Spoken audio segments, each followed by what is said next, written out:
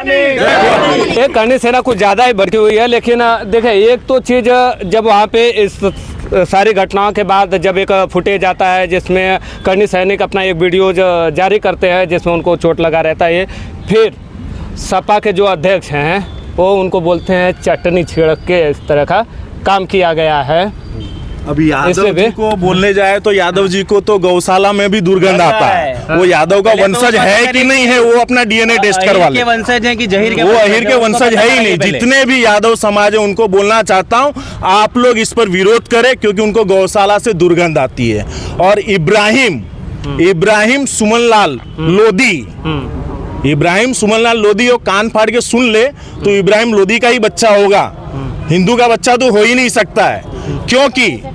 क्योंकि हमारे महाराणा पराक्रमी राणा सांगा जी ने। ठीक है, मैं आ रहा हूँ आपके पास। आपने लोधी की बात की तो इस पे भी सवाल खड़े होंगे। आज जो लोधी के वंशज 1517 में 2 बार 1517 और 1518 में 2 बार इब्राहिम लोधी को राणा सांगा जी ने हराया। 1519 में फिर राजस्थान में लड़ाई हुआ, राणा सांगा जी उसको भी हराया। उसके बाद 1520 में गुजरात में ईडर का जो लड़ाई हुआ उसमें भी अशरफ शाह को भी उन्होंने हराया। इतने सारे मुगल शासकों को हराने के बाद तब तुम्हारी औकात है जो संसद में तुम विरोधी और इतनी आपत्तिजनक टिप्पणी तुम करने के लिए योग्य हो। नहीं तो आज आपसे मुगल के वंशज होते, हिंदू के वंशज होते ही नहीं तुम। नहीं, आप जब सपा का विरोध कर रहे हैं, इब्राहिम लोधी की बात कर रहे हैं तो नहीं, क्या लगता है सिर्फ सपा या इसमें बीजेपी का भी विरोध होगा? बीजेपी का विरोध क्यों होगा उसमें? सवाल लेके आऊंगा सपा का जो कोई अगर हमारे महान संस्कृति जिसने देश की रक्षा की, मंदिरों की रक्षा की, सनातनियों की रक्षा की, लोधी का विरोध करेंगे आप? लोधी का विरोध करेंगे? कुछ महिलाएं हम उनसे बात करेंगे। बताइए आप इस पे आप क्या कुछ कहना चाहती हैं इस सारे प्रसंग के बारे में? करणी सेना से आप जुड़ी हुई हैं, किस तरह से देखते हैं महिलाएं? जैसे मेरे भाइयों ने कहा है, बहुत बड़ी बात कही है कि जहाँ पे अज्ञानता है तो सबसे बड़ी बात तो कि वो क्या उस जगह पे वो बैठने के लायक ही नहीं है, क्योंकि बिल्कुल अज्ञानता है। तो चुना किसने? तो अनपढ़ है, तो अनपढ़ उससे अच्छा तो अनपढ़ भी बात करता है। शस्त्रों और शास्त्रों का ज्ञान के साथ राजपूतों ने लड़ाई की, तभी हमारी संस्कृति आज भी हमारे पास है। आज भी हम हिंदू होने का गर्व महसूस करते हैं, वो सिर्फ उस राजपूतों की वजह से हम लोग आज भी हमारे अंदर एक गर्व है, हम सनातनी हैं। वो किसके बदौलत है? वो सिर्फ राजपूतों के बदौलत है। तो यहाँ पे सबसे बड़ी बात ये आती है कि आखिर क्या वो सच में वो अज्ञानी ही है जिसकी वजह से उनको वो सीट मिली है? अज्ञानी की वजह से ही आज इतना बड़ा यहाँ पे बवाल हुआ है, नहीं तो इतना बड़ा बखेड़ा होता ही नहीं अगर कोई ज्ञानी व्यक्ति को वहाँ पे बिठाया जाता तो। हम एक बात कहना चाहते हैं, जो ये बोला है कि प्रशासन हमको छूट दे दे और हम लड़ लेंगे, तो एक चीज़ हम शासन प्रशासन से अनुरोध करते हैं कि 12 अप्रैल को एक दिन खाली छूट दे दे हम लोगों को।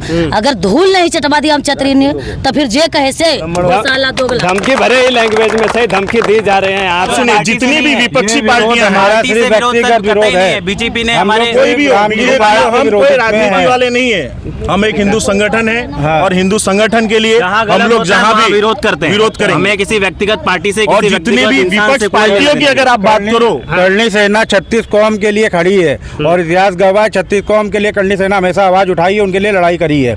और हमें किसी जातिवाद से कोई मतलब नहीं है, हम सिर्फ एक व्यक्तिगत का विरोध करते हैं और उसको जो सबक है वो सिखा के रहेगी करणी सेना। 12 अप्रैल को हमारी पूरी टीम पूरे भारत से आग्रह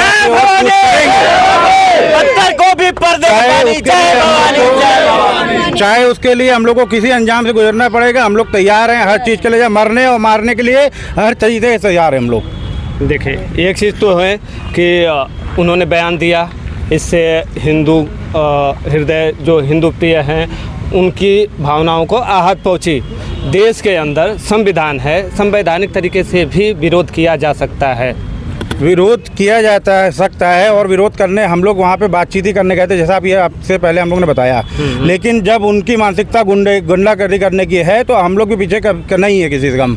और करणी सेना ईंट का जवाब पत्थर से देना जानती है। हमारे शेर जो हैं, हमारे वीर प्रताप सिंह, हमारे सनी सिंह, हमारे वीरू भैया और हमारे जितने भी करणी सैनिक वहाँ पे घायल हुए हैं, उनकी एक एक बूंद का बदला 12 अप्रैल को लिया जाएगा। ये लिख के नोट कर लें, आज ये रिकॉर्ड कर लें। ये करणी सेना का चैलेंज है और करणी सेना वहाँ पहुँचेगी, उनको जितनी ताकत हो उतनी लगा दे। उसने बोला छूट देना, मैं चाहता हूँ वो छूट दे, एक दिन वो छूट दे और फिर देखे कौन लड़ता है। आर पार की लड़ाई, आमने सामने की लड़ाई करके देख लें। कहीं से कम पड़ जाए तो जहाँ बोलोगे वहाँ हारने के लिए तैयार है। ठीक है, कोई 24 घंटे का छूट मांगता है, कोई 1 दिन का छूट मांगता है। सांसद के अंदर ये छूट सांसद ने मांगी है।